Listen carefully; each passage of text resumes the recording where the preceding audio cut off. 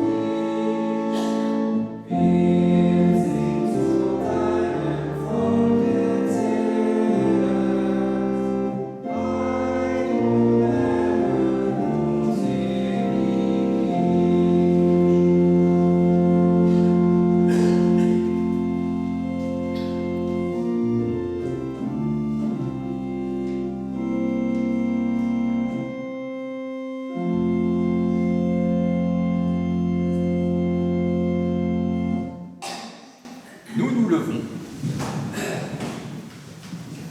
et nous prions ensemble avec les mots du psalmiste au psaume 34. Je mets ma fierté dans le Seigneur. Les pauvres entendent, ils se réjouissent. Magnifiez le Seigneur avec moi. Exaltons ensemble son nom. J'ai cherché le Seigneur et il m'a répondu. De toutes mes frayeurs, il m'a délivré. Ceux qui regardent vers lui sont radieux. Et leur visage n'a pas à rougir. Quand un pauvre crie, le Seigneur entend. Et il le sauve de toutes ses détresses. L'ange du Seigneur dresse son camp Autour de ceux qui le craignent et il les délivre. Goûtez et voyez combien le Seigneur est bon. Heureux l'homme qui trouve en lui un abri. Les jeunes lions peuvent souffrir de la misère et de la faim. Mais ceux qui cherchent le Seigneur ne manqueront d'aucun bien. Je bénirai le Seigneur en tout temps. Sa louange sera toujours dans la bouche. Chantons gloire au Dieu trois fois saint et Saïd Fat.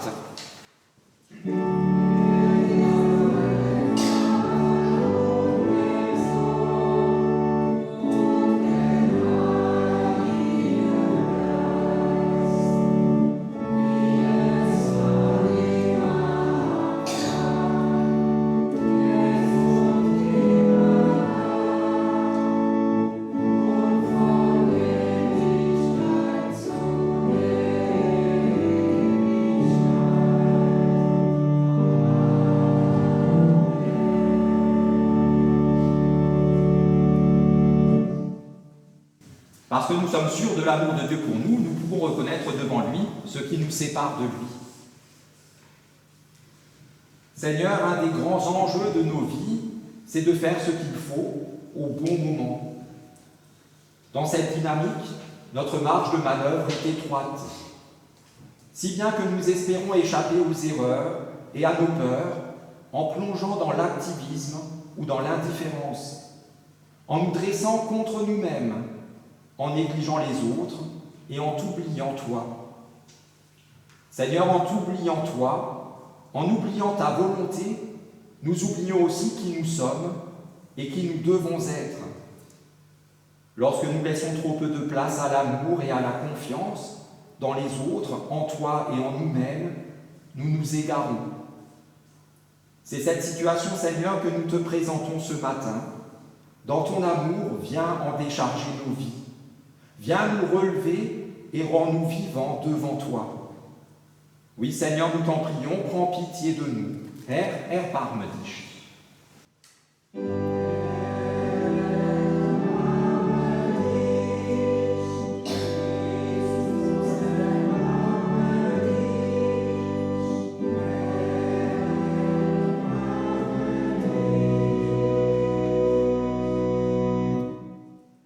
Que celui qui aime Dieu se réjouisse, car voici ce qu'il proclame à son intention dans le livre de la Genèse, chapitre 28, le verset 15. « Je suis avec toi, je te garderai partout où tu iras. » Ne soyez pas tristes ni sans espérance en Jésus, son Fils, notre Seigneur, en qui il a mis toute sa tendresse. Dieu vous ouvre un chemin et un demain. Écoutez et vous vivrez. Là où vous êtes agité, il vous donne la paix. Là où vous avez peur de manquer, il vous ouvre au don. Là où vous vous absentez, il est présence. Ne soyez pas tristes ni sans espérance, car son pardon déjà vous rejoint. Pour cette grâce admirable, chantons-lui notre reconnaissance, exaltons le Seigneur. Sei Gott in der Höhe.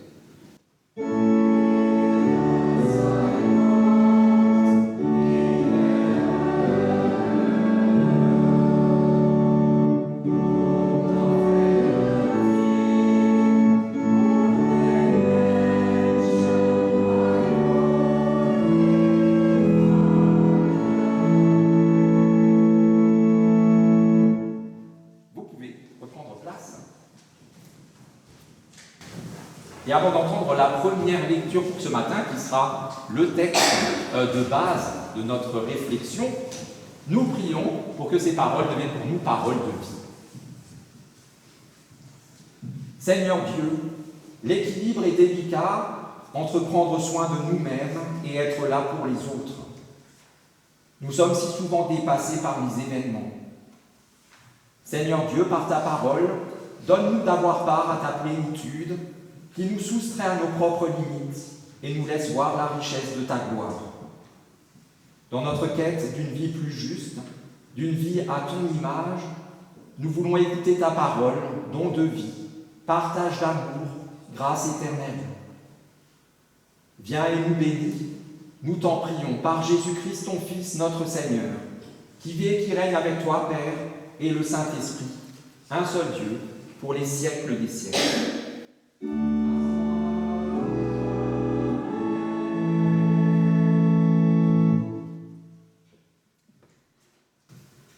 Dans la première lettre de l'apôtre Jean, au chapitre 4, la fin du chapitre, nous entendons ceci.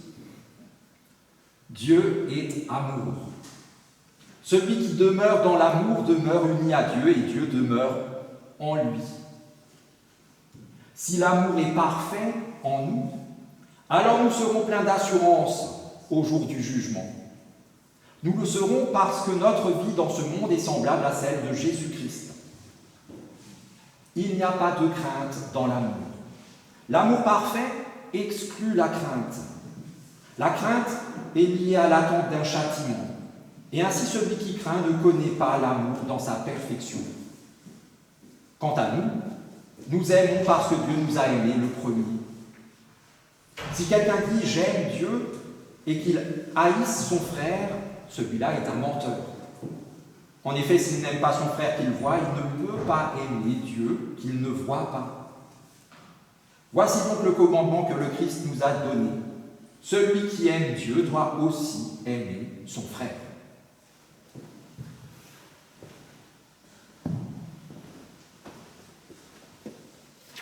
Nous prenons le chant suivant. Saint-Esprit, Dieu de lumière, il y a 3 strophes.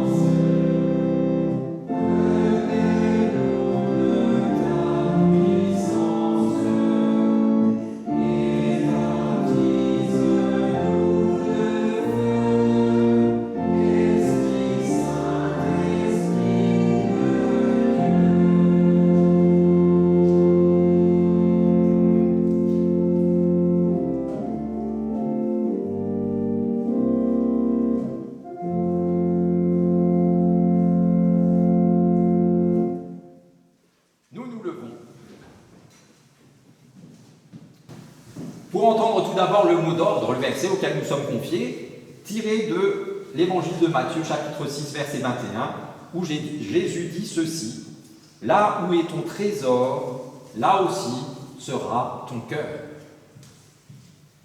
Acclamons l'évangile en chantant « Alléluia ».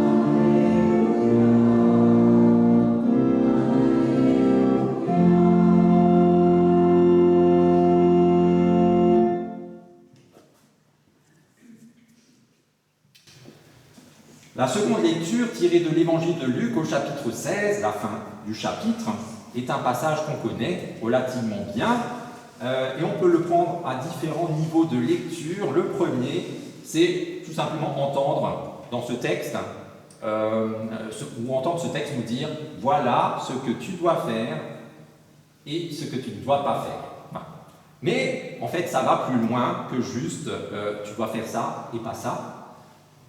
Ça nous dit, avant même de nous dire ça c'est bien, ça c'est pas bien, dans les actions, ça nous dit l'enjeu de tout ce qu'on réfléchit, tout ce qu'on croit, voilà, l'enjeu. Donc, si vous écoutez bien, vous découvrirez derrière l'enjeu, plus que fais ceci, ne fais pas cela. Donc c'est Jésus qui raconte ceci. Il y avait une fois un homme riche qui s'habillait des vêtements les plus fins et les plus coûteux, et qui chaque jour vivait dans le luxe en faisant de bons repas. Devant la porte de sa maison était couché un pauvre homme, appelé Lazare. Le corps de ce pauvre homme était couvert de plaies. Il aurait bien voulu se nourrir des morceaux qui tombaient de la table du riche. De plus, les chiens venaient lécher ses plaies. Un jour, le pauvre mourut, et les anges le portèrent auprès d'Abraham. Le riche mourut aussi, et on l'enterra. Le riche souffrait beaucoup dans le monde des morts. Il leva les yeux et vit de loin Abraham et Lazare à côté de lui. Alors le riche s'écria : « Père Abraham, aie pitié de moi. Envoie donc Lazare tremper le bout de son doigt dans de l'eau pour me rafraîchir la langue, car je souffre beaucoup dans ce feu. » Mais Abraham dit : « Mon enfant, souviens-toi que tu as reçu beaucoup de bien pendant ta vie, tandis que Lazare a eu beaucoup de malheur. Maintenant, il reçoit ici sa consolation, tandis que toi, tu souffres. De plus, il y a un profond abîme entre vous et nous.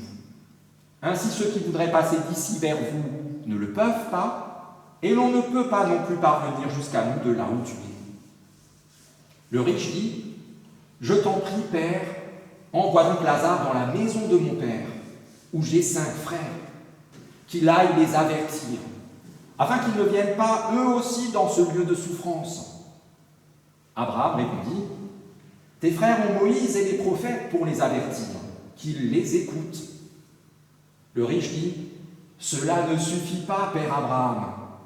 Mais si quelqu'un revient de chez les morts et va les trouver, alors là, ils changeront de comportement. » Mais Abraham lui dit : « S'ils ne veulent pas écouter Moïse et les prophètes, ils ne se laisseront pas persuader, même si quelqu'un se relevait d'entre les morts. » Seigneur, ta parole est la vérité. Enseigne-nous à marcher selon ta vérité. L'aube à dire au Christ.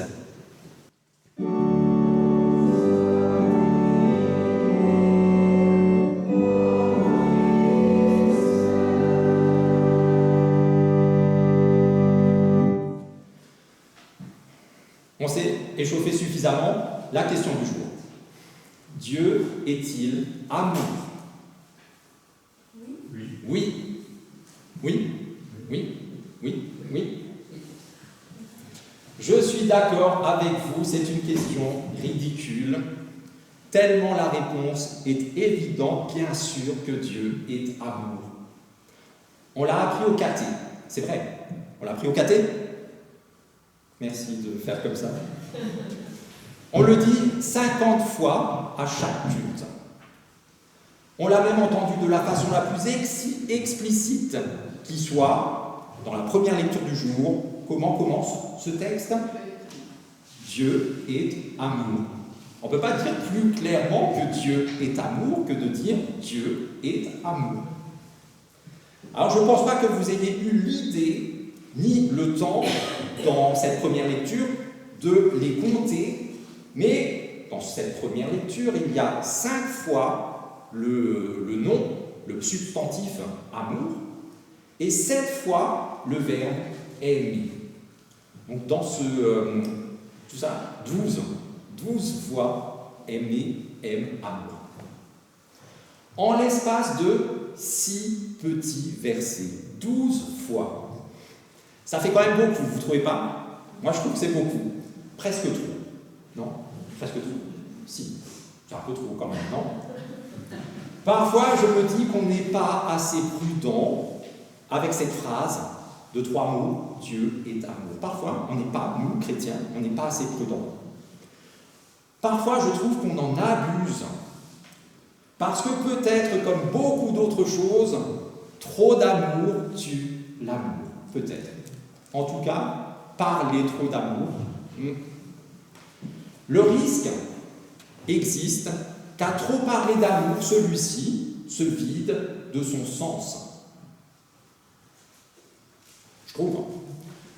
Prenez vos souvenirs, sauf les plus jeunes, toi tu t'y arriveras pas, car, toi non plus, il y a 40 ou 50 ans, est-ce qu'on parlait autant d'amour partout, tout le temps? Non, pas du tout, pas du tout. Pourtant Dieu était amour déjà, clairement, et on l'entendait à l'église. Mais en dehors, est-ce qu'on entendait parler d'amour dans tous les sens, pourtant, n'importe, enfin bref. Actuellement dans la société, l'amour est mis à toutes les sauces, à toutes et à n'importe lesquelles. À partir du moment où quelqu'un décide, ça c'est de l'amour, hop! Et alors vous n'avez pas le droit de dire non, non, ça c'est pas de l'amour. Tellement que cet amour n'a plus de saveur, plus de goût. Franchement, pour moi. Et pour constater cette perte de sens et de goût de l'amour, il suffit de regarder autour de nous pour trouver sans forcer de nombreux déçus de cet amour-là. Tous ces enfants qui n'ont jamais reçu de leurs parents l'affection qu'ils espéraient et qu'ils étaient en droit d'exiger presque. Tous ces parents, parce que dans l'autre sens c'est vrai aussi, dont les enfants, il n'y en a aucun ici, rassurez-vous, dont les enfants ne sont qu'une cause de soucis permanentes, continuels. Ça, il y en a plein. Regardez autour de vous. Tous ces amoureux dont les élans amoureux vers la personne aimée ne leur revient jamais. Jamais. Ils sont les seuls à aimer. Ils ne sont pas aimés. Il y en a plein. Tous ces couples qui constatent que leur amour n'a duré qu'un temps, alors que normalement il devait être éternel. Et dans ce contexte de perte de sens et de goût de l'amour véritable, nous arrivons avec nos gros sabots et nous disons à qui veut l'entendre que Dieu est amour. Et à ceux qui ne veulent pas l'entendre, Dieu est amour quand même. Voilà. Ce faisant, nous ne nous rendons même pas compte que pour une bonne partie de nos contemporains, ce n'est pas seulement juste inaudible, ils ne peuvent pas l'entendre, mais en plus, c'est un affront. Soit parce qu'ils sont effectivement déçus de l'amour, soit parce qu'ils trouvent cet idéal que nous mettons en avant, l'amour de Dieu, d'une incommensurable naïveté. Les moins virulents avec nous vous diront « Tu es bien gentil avec ton Dieu bisounours, mais comme la vie n'est pas rose bonbon, comme la vie est une lutte, ta niaiserie, tu peux te la garder, je n'en veux pas. Dieu, tout court déjà, c'est pas ma tasse de thé, mais alors un Dieu d'amour. À supposer que ton Dieu existe et qu'il est, comme tu le dis, tout amour, pourquoi toutes ces guerres? Tu ne regardes pas la télé, tu n'ouvres pas le journal, il y a la guerre partout. Si Dieu est amour, vraiment, plein d'enfants meurent. Ce n'est pas normal. Et pourtant, cette affirmation Dieu est amour est fondamentale pour notre foi. On ne peut pas juste, parce que les autres ne la reçoivent pas, parce que c'est dur de la dire dans ce monde dans lequel on vit, on ne peut pas ne pas la dire, on ne peut pas la laisser de côté. Déjà, on l'a entendu, c'est le message fondamental de cette lettre de l'apôtre Jean, et c'est dans la Bible. Et c'est une partie du message fondamental du Christ, son évangile, sa bonne nouvelle, on l'a entendu à la fin de la deuxième lecture, et ailleurs il le dit de cette façon, « Aimez-vous les uns les autres comme je vous ai aimé. » D'ailleurs, c'est cette affirmation, Dieu est amour, qui a transformé et qui continue de transformer le monde.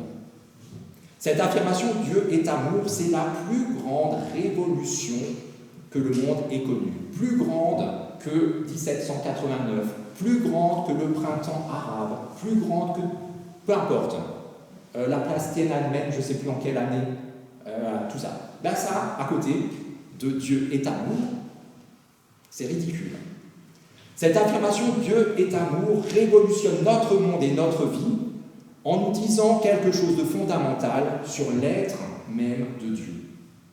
Quelque chose qui, à l'époque à laquelle l'apôtre Jean a écrit sa lettre, n'était de loin pas évident pour les croyants de l'époque. À l'époque, Dieu était bien des choses, mais pas essentiellement, pas principalement amour. Dans sa toute-puissance, Dieu était un Dieu juge, un Dieu jaloux, un Dieu vengeur, un Dieu qui punit quand c'est mérité, un Dieu qui demande des comptes à tout le monde, un Dieu avec qui il vaut mieux ne pas rigoler parce qu'au moindre faux pas, il ne laisse pas passer, il ne vous rate pas. Prenez Moïse, les 40 ans où il a guidé ce peuple infect hors d'Égypte, il fait une erreur, il n'entre pas en terre promise. C'était comme ça à l'époque, et il faut bien le dire, ça n'a pas beaucoup changé pour beaucoup de monde. Même, on peut, évidemment, ceux dont on a déjà parlé, ceux qui ne croient pas spécialement en Dieu, pour eux, ça n'a clairement pas changé. Ton Dieu, s'il était bon, etc. Mais même pour nous, il peut en être ainsi, au moins d'une certaine façon. Aujourd'hui encore, certains croyants sincères se font au moins partiellement une idée semblable de Dieu. Un juge sévère qui règle ses comptes au moindre faux pas. Un Dieu devant qui la seule attitude raisonnable, c'est la crainte, mais pas la crainte comme une petite peur, la crainte, la peur extrême, l'effroi, la terreur. Sinon, on fait ce qu'on veut de toute façon si on n'a pas cette peur-là. À l'époque comme aujourd'hui, la crainte de Dieu est une peur viscérale pour beaucoup de monde, même des chrétiens sincères. Une peur qui nous prend aux tripes, cette peur du châtiment éternel qui nous attend si on ne fait pas ce qu'il faut quand il faut. Heureusement, cette affirmation Dieu est amour, sans nier ni minimiser l'enjeu de notre vie, cette affirmation nous dit autre chose de Dieu, autre chose que ayez peur de lui. Pour avancer dans la compréhension de cette affirmation, voici une seconde question du jour. Vous avez de la chance aujourd'hui. On a dit Dieu est amour, tout le monde était d'accord, d'une seule voix, mais bien sûr, évidemment. Deuxième question, sommes-nous, êtes-vous, chacun personnellement, amour? Ceux qui osent répondent par oui, plutôt non, quand même. Cette deuxième question, seconde question, elle pique. Autant la première était ridicule, même inutile, autant celle-ci, normalement, nous met au défi. Quel défi? Celui de l'honnêteté. Écoutons la définition de l'amour que nous donne l'apôtre Paul dans ce passage si connu que 4 mariages sur 3 prennent. 4 mariages sur 3 prennent, c'est vrai. Ceux qui vont à l'église, il y en a beaucoup qui prennent, ceux qui ne vont pas à l'église le prennent sans savoir que c'est tiré de la Bible. 1 Corinthiens 13, vous connaissez par cœur, voilà.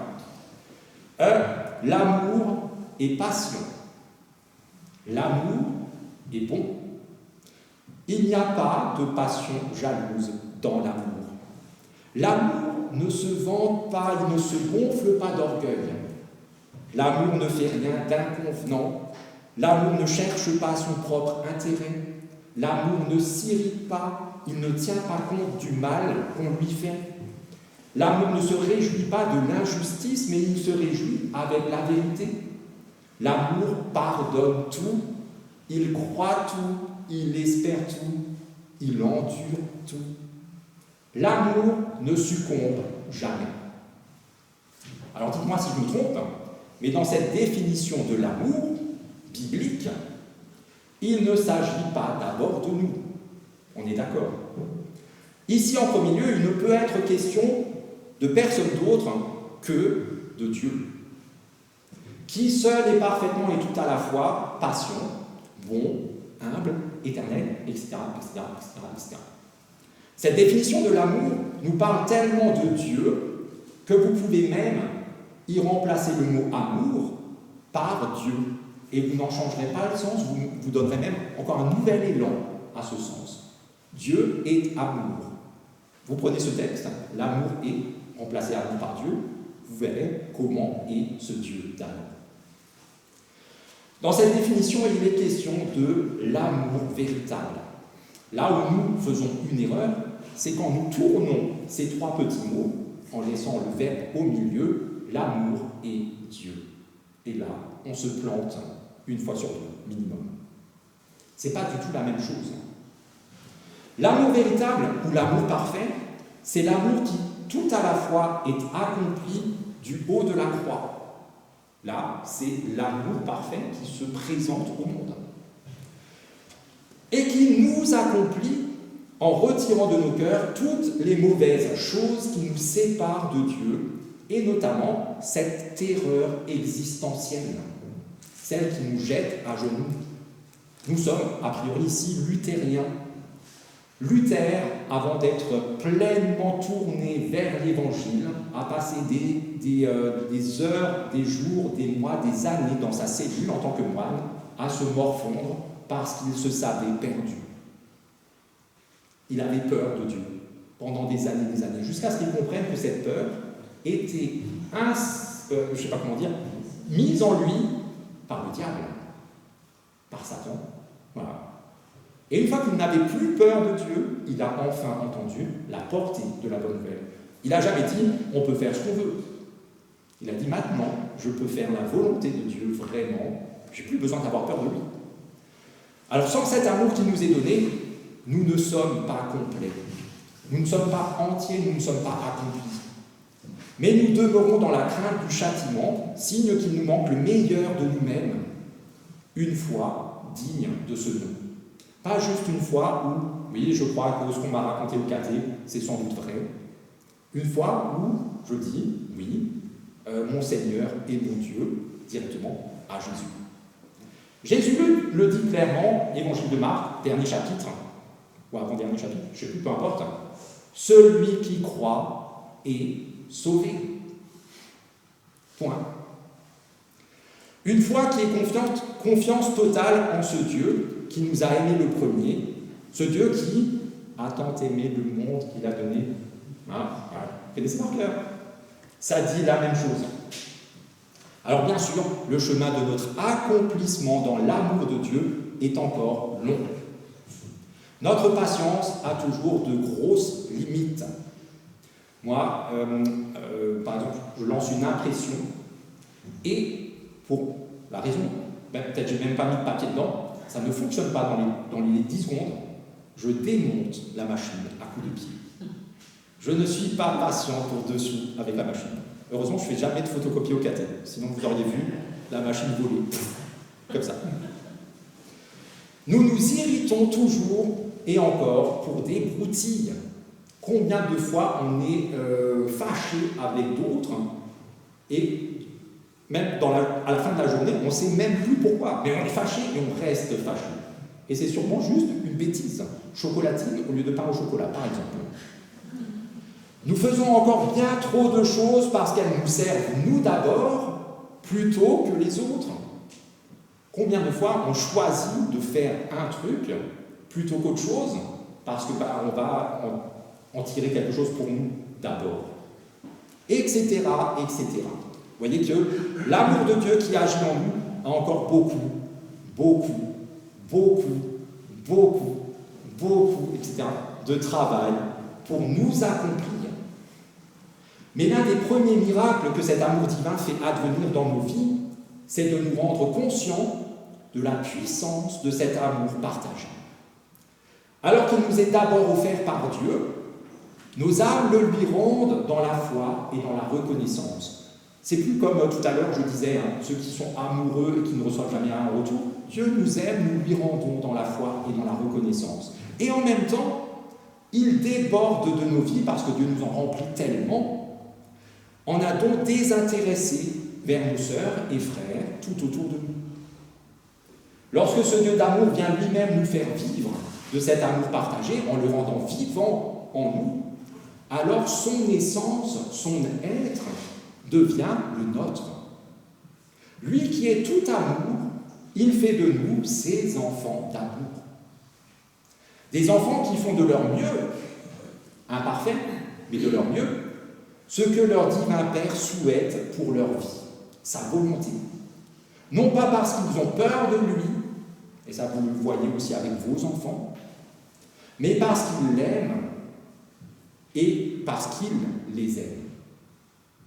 Frères et sœurs en Christ, en pleine confiance, laissons l'amour de Dieu nous accomplir pour que nous soyons toujours plus à son image, tout amour. Et bonne route. Voilà. Amen.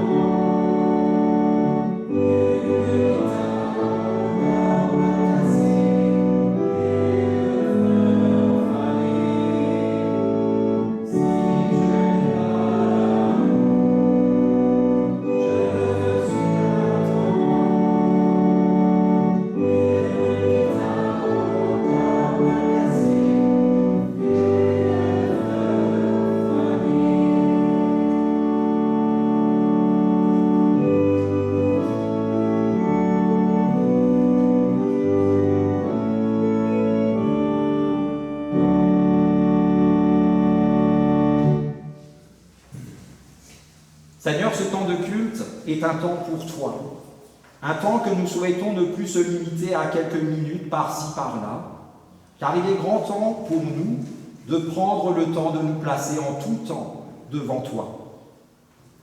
Seigneur, nous te demandons d'écarter de nos vies la lassitude de l'habitude et la tiédeur de la distraction, comme aussi tout ce qui nous empêche de voir le vrai visage des humains et des choses qui nous entourent. Ouvre nos yeux, Seigneur, et saisis nos cœurs plus usés que la corde à la margelle du puits, ces cœurs endurcis par les déceptions et les échecs. Ouvre nos yeux, Seigneur, sur tous ces gestes d'amitié, de solidarité, d'amour, sur toutes ces fleurs merveilleuses jetées au bord de la route. Ouvre nos yeux, Seigneur, quand ils sont assaillis de fatigue et que notre pas se fait lourd et hésitant. Ouvre nos yeux, Seigneur, sur la place que tu nous donnes pour bâtir ton royaume de justice et de paix. Ouvre nos yeux, Seigneur, sur l'amour que tu nous portes, tel que nous sommes, mais aussi tel que tu nous veux, pour que nous puissions nous aimer comme toi tu nous aimes. Délivre-nous de la perfection que nous voulons nous fabriquer et fais-nous entrer dans la sainteté que tu veux nous donner. Seigneur, nous te confions tous ceux qui parmi nous et dans le monde entier sont soumis aux difficultés de la vie, que ce soit la maladie, le chômage, le désespoir, la violence ou la mort. Sois pour chacun le puissant soutien, le doux réconfort et la ferme assurance du Dieu qui tient toutes choses dans ses mains. Seigneur Dieu, toi qui fais de nous tes enfants, c'est en enfant joyeux et confiant que nous te disons ensemble la prière que tu nous as toi-même apprise. Notre Père, qui es aux cieux, que ton nom soit sanctifié, que ton règne vienne, que ta volonté soit faite sur la terre comme au ciel. Donne-nous aujourd'hui notre pain de ce jour. Pardonne-nous nos offenses, comme nous pardonnons aussi à ceux qui nous ont offensés. Et ne nous laisse pas entrer en tentation, mais délivre-nous du mal. Car c'est à toi qu'appartiennent le règne, la puissance et la gloire, au siècle des siècles. Amen.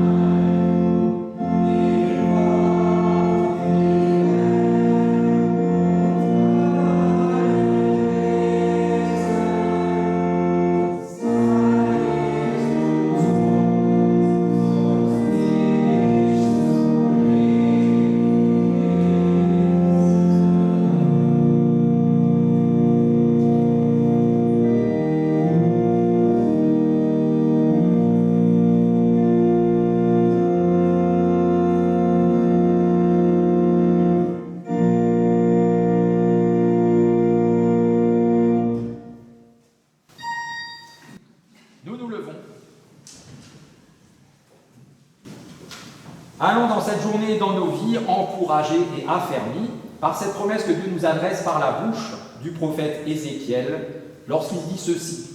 « Je vous donnerai un cœur nouveau et je mettrai en vous un souffle nouveau.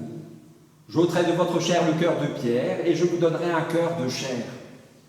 Je mettrai mon souffle en vous de sorte que vous suiviez mes prescriptions, que vous observiez mes règles et que vous les mettiez en pratique.